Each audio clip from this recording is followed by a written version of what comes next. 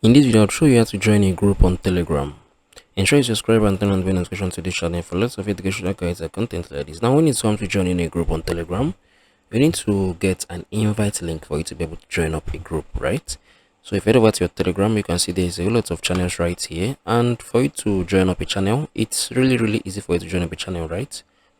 It's really easy compared to group. So I want to show you guys something. Okay, let me say this, right? So yeah, I joined up this channel and it was really easy for me to join up because I think under each of the channel there are similar channels, right? So you can join up different channels from similar channels under each channel we see here on Telegram. But when it comes to group, you actually need an invite, like a personal invite link for you to be able to join up, right? So I think that is basically how you can do that. And at first you need to create a group needs to be created, and you need to be sent an invite link for you to be able to join up the group. So you can see the difference between joining up a group and joining up a channel. So this is basically how you can do that. If you found this video helpful, let me know below in the comment section. Thank you guys for watching through the video. I really appreciate it.